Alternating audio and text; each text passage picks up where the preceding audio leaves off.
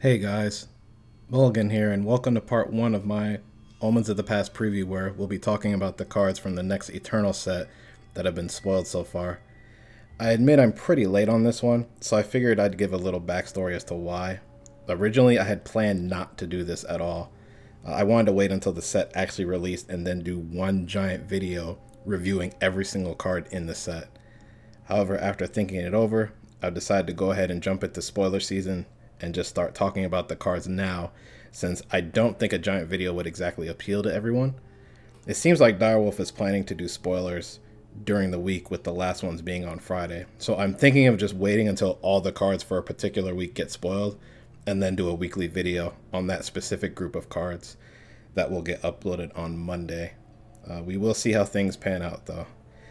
Granted, since you guys aren't seeing this until Monday, it will probably be mere hours until another set of cards are spoiled, if that is Direwolf's plan for spoiler season, but it's fine. Also, I will only be talking about the cards as far as their use in Constructed, unless the card is absolutely terrible in that format, in which case I will briefly talk about its potential use in Draft. But let's jump into it. The first card I want to talk about is Cradle. This is a 4-power relic that requires 1 fire influence and 1 primal influence to play. For every 5 spells you play a 5/5 dragon with flying. Now, I wondered if the Cradle would have some sort of in-game counter to let you know how many spells you've played, similar to quest cards in Hearthstone. It was then mentioned to me that Feln Cauldron has an in-game counter letting you know the amount of cards you've discarded. This weekend's event mode confirmed that Cradle works the same way. A lot of people have been writing off this card, comparing it to the Great Parliament. I personally think anyone writing this card off is making a mistake. A lot of people are evaluating this card as a build around me card, which is pretty common in my experience being in different communities for the card games I've played, at least when evaluating a card with this type of effect. I don't think you can build around this card at all, because any build around me deck really wants 5 to 8 copies of the effect they're going for. We don't know what else is in this new set, and there isn't any effect in Fire or Primal that's similar to this card in the current set. I'm hoping this card will push the spell-heavy Skycrag burn decks that people tried a while back before Skycrag aggro was a brief thing. I am interested in seeing how a fog-type deck would do once this set releases, where you just run a bunch of stun mechanics for units and burn cards for your opponent's face. For those that played Hearthstone, Freeze Mage would be the deck resembling what I just described. Of course, Sandstorm Titan and just Endurance in general is going to be that deck's biggest problem, but we'll just have to see what we get in the rest of the set. I'm excited about this card. Again, it's not a build around me unless we get another card in this set with a similar effect, in my opinion. If we don't, Cradle should be treated as a card that complements an already existing strategy. That strategy, in my opinion, is the often forgotten spell-heavy burn decks. I would keep this card in my back pocket, even if Skycrag ends up being bad after this new set releases, in case a future set makes it good. And the next card is Bloodcall Invoker. This is a 5-power unit requiring 1 time influence and 1 shadow influence to play. It's a 3/5. It has life force. At the end of your turn, play a Restless Radiant with attack and health equal to the health you gain this turn. So Life Force is a new mechanic that will be in Omens of the Past. That will be... We're not sure if it will be exclusive to Xenon. It probably will be for this set, but it's going to be appearing on the Xenon cards. But Life Force, it shows up on cards that care about when you gain health. So the first card everyone thought of was Black Sky Harbinger, which can be strong, but it will depend on your matchup. Against decks that play for board, like aggro and mid-range, the combo will be pretty strong, but you could end up with just a 1/1 or a 2/2 token against a deck playing less units like Huru Control or Armory. though the combo does flood the board to an extent and can destroy a relic weapon in the case of the latter. I thought about Lethrai Falchion on a unit turn 4 followed by Invoker and then attack, but Falchion is a pretty big telegraph on what your turn 5 play is going to be in that scenario. Also, I personally think the unit you play Lethrai Falchion on has to be tough to remove initially. There aren't any time or shadow units that are sticky that early in the game. If you go time primal shadow, then the best one I can think of is Feln Bloodcaster, which is normally not known to carry equipment. Maybe that works in some sort of TPS mid-range monstrosity. But this card could also make Life Drinker see play, but I doubt it, since it's not a big enough effect, especially at that stage of the game, and obviously getting a 1-1 off Varus favor is just gravy, even if the 1-1 is less impactful by that point. A Touch of the Umbran could work too, but the Relicate that's apparently getting printed in this set will probably make that a pipe dream. Regardless, 3-5 is an excellent stat line, even for 5 power, and I'm hoping this will find a spot in a TPS control deck of some sort. We'll need to see what the rest of this set offers. Neon posted a Haunting Scream deck with this card, but I am more curious about the Scream deck that user Treelamp posted on EternalWarcry.com with Sauropod Wrangler and Umbran Reaper, along with Haunting Scream. I'm wondering if I combo all of that with Invoker, will Reaper's effect from Scream go off and then I get a 5-5 from Invoker, or will it not? Now, unfortunately, I didn't have enough time to build a deck to test that interaction for this event, but if someone else did, let me know in the comments below, because that's a huge deal for a deck like that. That makes or breaks the deck. So the next card I want to talk about is Vanish. This is a 4-power fast spell that requires 1 time influence and 1 shadow influence. You kill an enemy unit or relic with cost 4 or less. So the feelings around this card are largely positive, and I happen to be in that camp as well. This was revealed a while back before spoiler season officially started last week, but I still wanted to cover it here. We're finally getting spot removal with the X mana cost or less condition. I think it would have been nice if this costed 3, but that's probably pushing it. Even at 4, I think it will still find a home as a 1 or 2 of in Xenon or TPS control decks, especially since Deathstrike's approval rating seems to be falling daily, and I personally am hating Deathstrike more and more, despite it being unconditional removal, at least when it comes to using it in control decks. It nails Xenon Obelisk, arguably the most broken card in the game right now, and hitting other stuff like Crystalline Chalice and Paladin Oathbook is nice too. Direwolf said they were printing more Relicate in this set, and they gave us a preview with this one.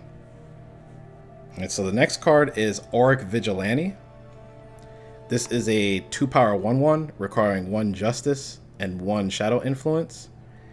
It has Revenge. When Auric Vigilante attacks, she gets +1 attack. So Revenge is the mechanic that Argenport has for this new set coming up. When a unit with Revenge dies, it's placed within the top 10 cards of your deck. It loses Revenge and it gains Destiny instead. So Paladin Oathbook was the first card I and many other people thought of when this got revealed.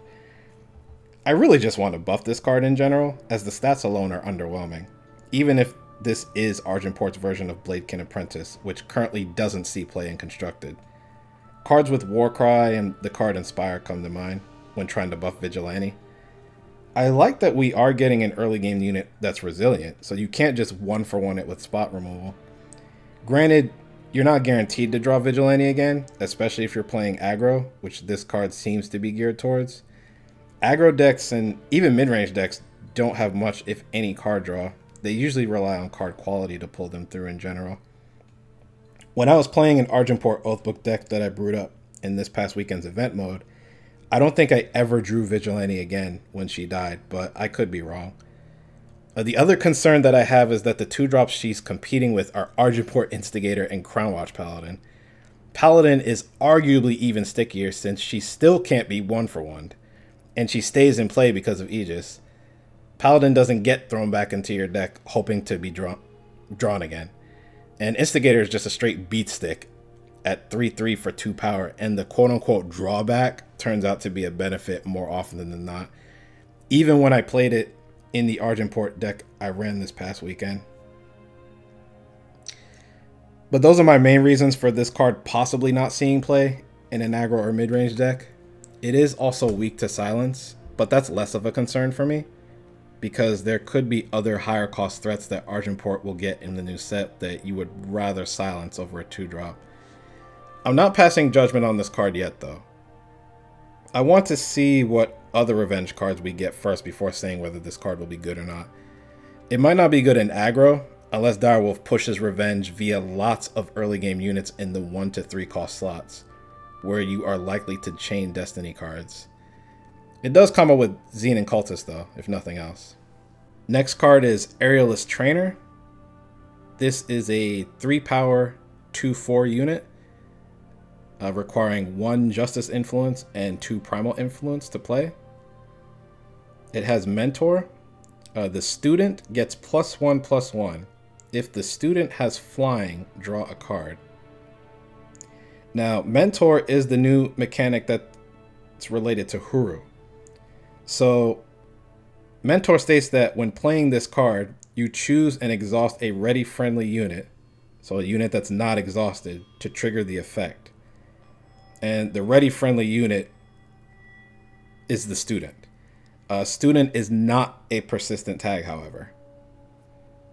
So, regarding Mentor, it has also been confirmed to be a one-time effect, since there was some initial confusion about this card being able to be used multiple times.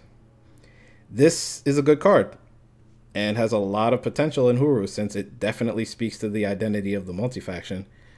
A one-time effect similar to Chalice has merit in something like Huru Flyers, and a 2/4 body for 3 provides some great defense early game. This dodges Torch, Vanquish, and Annihilate. Great synergy with Whispering Wind and Tinker Overseer, both serviceable 2-drops that already see play in Huru Flyers, and allowing you to have a consistent early game curve. It does also have synergy with another 4-drop flyer from the new set that was spoiled, but I don't think anyone will be playing that card. I'll be talking about that card toward the end of this video. As far as Huru Control is concerned, I think this card has less potential in that deck, at least when it comes to the standard list. It is a 3-drop that isn't a dead card in the late game, where you would be dropping this on the table most of the time to target a Thunderstrike Dragon or some other big dragon. Also, the stat line may be enough for it to still see play in Huru Control, especially since turn 3 is still early enough to mount a defense, at least in the current metagame. I'm excited not just about this card, but the Mentor mechanic in general, and I hope Direwolf gets really creative with it. Next card I want to talk about is Champion of Impulse. So this is a 3 power 2/2 unit that requires 1 fire influence and 1 time influence to play. If you have 3 fire influence, when Champion of Impulse attacks, you get +1 power this turn. And if you have 3 time influence, then Champion of Impulse gets +2/+2. So like Champion of Chaos, it will be very difficult to meet both requirements by turn 3, but you really don't need to, thanks to the Fire Portion's ability, since you wouldn't be able to attack until the turn after you drop her anyway. We could get additional cards that affect influence in any stage of the game in the new set though. I can't see this fitting in the current Praxis Tokens deck, since you really want to focus on either going wide or fetching power to pump Zine and Obelisk, and your card should really be doing either of the two. This was confirmed when I tried out Praxis Tokens in this past weekend's event mode, and the deck was pretty underwhelming. Champion of Impulse wasn't bad when I drew her in that deck, she just felt somewhat out of place. I'm more excited for this card in the less explored Praxis mid-range decks, or maybe even just a straight Praxis aggro deck with Burn as the endgame plan, instead of dumping Dorks to buff with Obelisk. Like most players, I'll be keeping my eye on this one. So the next card I want to talk about is Master's Lesson. This is a 4 power spell that requires 2 Justice Influence and 2 Primal Influence to play. it has Mentor. You draw a card for each of the student's battle skills. So when this got revealed, it sent a lot of players to Magical Christmas Land, where Ikaria was waiting for them so she could refill their hand if they targeted her with this card. Now, the reality of the card is that it's still not bad, in my opinion. Obviously, you will need to draw 3 cards for this effect to be worth it. Otherwise, you could just be playing Wisdom of the Elders for a guaranteed draw 2 and for much cheaper. Most of the brewing ideas were around putting this in a Huru Aegis or Huru Flyers deck with Silverwing Familiars and Hero of the People. I think if you're going to do that, you never run more than 2 copies of this card. I wouldn't be looking to play this on turn 4 after dropping a turn 3 familiar in a deck that's aggressive by nature, unless you don't have a better play. I'd still rather be suiting up with Hammer of Might or developing another threat or something. But we'll need to see what else we get in Omens of the Past. But this could be a pretty good way to refill your hand if the game is going late, so you can stay in it as far as Huru Flyers is concerned. I'm not as sold playing this in something like Huru Control or Ikaria Blue, however. I think you're too deep in Fantasyland if you're trying to pull the Ikaria combo off. I think Hero of the People happens more often, to be honest. One last thing I wanted to mention is that it's interesting that this card has a heavy influence cost for it being 4 power. This could mean there's something else in this set that has really good synergy with this card, or possibly even something in a future set that Direwolf is accounting for. So the next card I want to talk about is Crownwatch Squire. This is a 1 power 1/1 that requires 1 Justice Influence to play. The Squire has an ultimate. The first time Crownwatch Squire is a student, it gets +2/+2. So I think Direwolf specifically worded the card text the way they did to make sure everyone was clear that this would only happen once, even if Crownwatch Squire changes zones. So if it goes into the void from play and then you bring it back from the void with an effect like Shadowlands Guide, you won't get to use the ultimate again for another buff. I am aware that other cards with ultimates can be used again if brought back from the void, but none of them are worded like this, if I recall. Now, I still could be completely wrong, so feel free to correct me in the comments, but this was not one of the cards we got to play with this past weekend. Anyway, being that the ability is linked to the Mentor mechanic, this will likely see the most play in aggressive Huru decks like Huru Flyers or just Huru Aegis, the less flying version. So it probably won't be the target of recursion since that's not in Huru's wheelhouse. We're going to need a 2-drop with a good enough stat line and a decent Mentor effect if this is going to see play, though, in my opinion. As of right now, the earliest way to proc this card is with the Aerialist Trainer we talked about earlier, and one other card that we'll be talking about in a bit.